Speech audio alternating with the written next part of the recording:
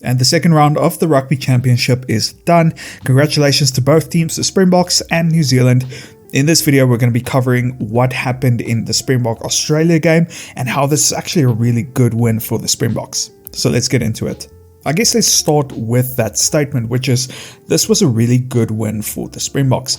This is a very experimental side, a side full of massive amounts of talent. However, the conditions that they were placed under, the weather conditions, and the fact that Australia were always going to come back and be a lot better this week, the fact that they still managed an 18-point win is very impressive in my opinion. This wasn't a very beautiful performance. There were still a lot of mistakes. However, you can't really expect this team to perform at the same level that the Springboks performed last week.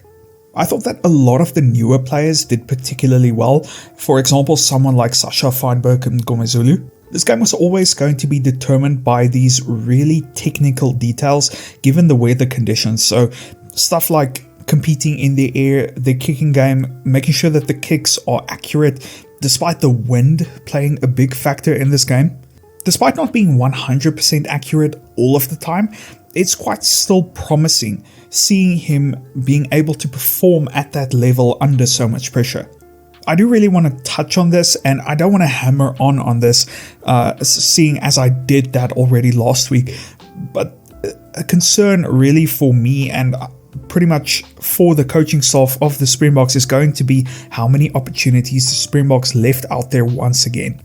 It was quite funny at times, like I remember really chuckling at moments during this game where we came so close to getting another try, and then, you know, for example, that Peter Steff break where he's so close to the try line, he just needs to pop it up for Jesse Kriel and he just gives that miss pass and it goes forward. These types of situations are really important, and they're funny now against a team like Australia, but against New Zealand, they're going to be very frustrating.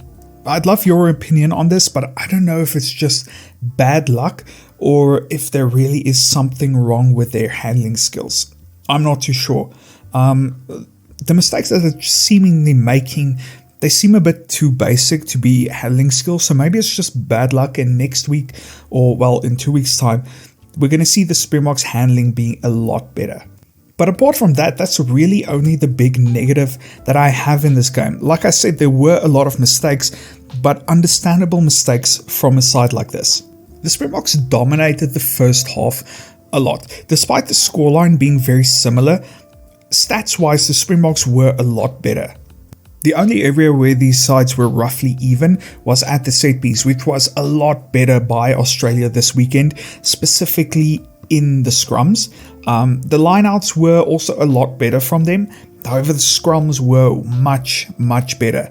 This could also have been because of the new front row by the Springboks and the fact that, you know, they didn't have the scrum against the Premier Springbok pack in the second half. However, still a much improved performance by them.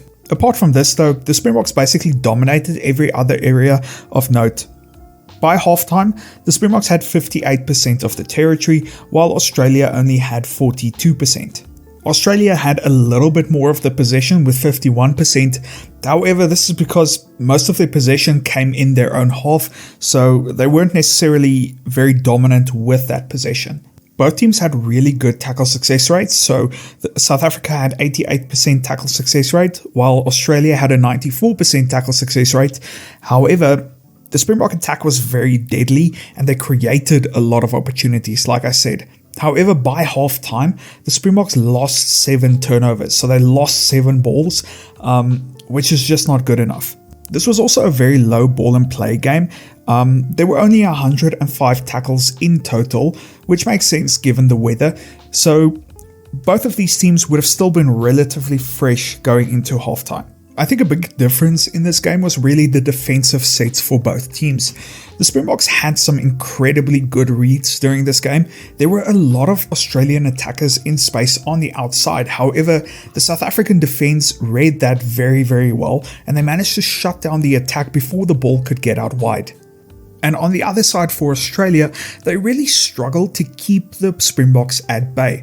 The Springboks had a lot of dominant carries and subsequently a lot of really quick rucks and a lot of clean rucks, which allowed for a lot better attacking lines from them. On the other side, despite Australia being pretty solid in their attack, like I mentioned, they managed to put a lot of attackers into space on the outside, but before they could get the ball out there, their attackers really became isolated when South Africa made these really good reads. And when Australia turned the ball over, South Africa's counter-attack looked incredibly deadly. And this is something that I definitely do want to discuss. How good is this South African counter-attack? I think the Springboks are making a very solid case for their counter-attack to be the best in the world.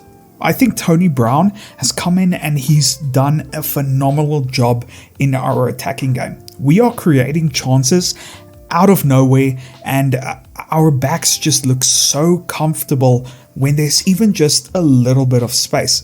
I mentioned this last week, but the Springboks are looking like a proper attacking side.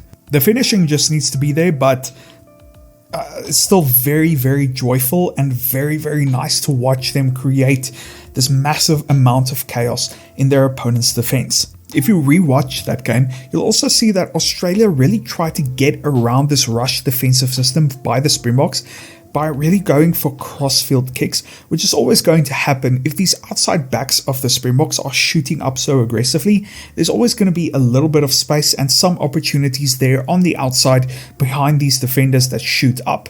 However, the execution of these crossfield kicks were horrendous. I don't think I've seen a lot of crossfield kicks that were executed so poorly as during this game by Australia.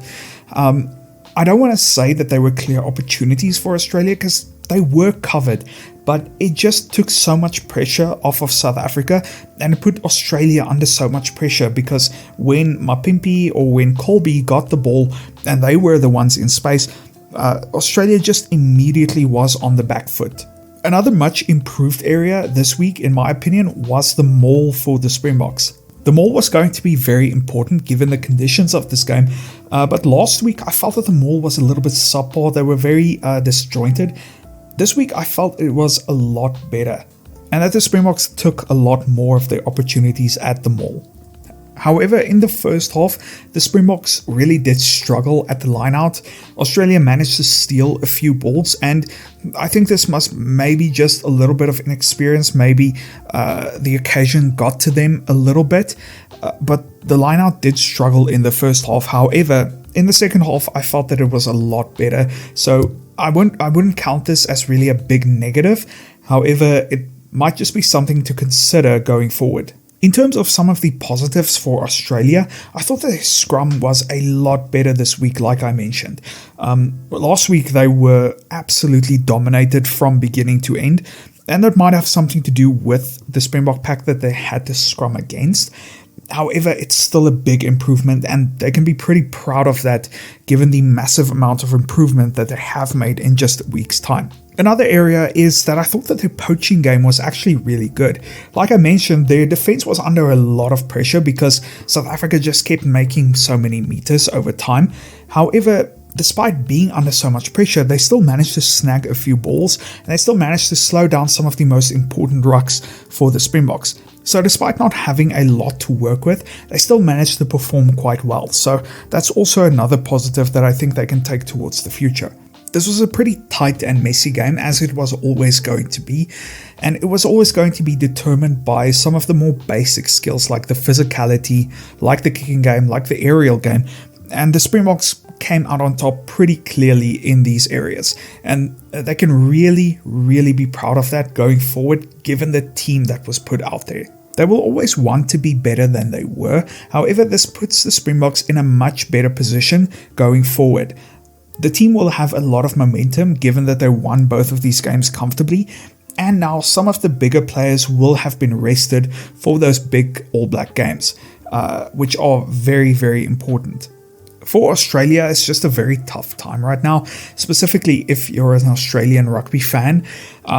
for them, they would not have wanted to lose these games like this. They would have wanted to at least keep it very competitive.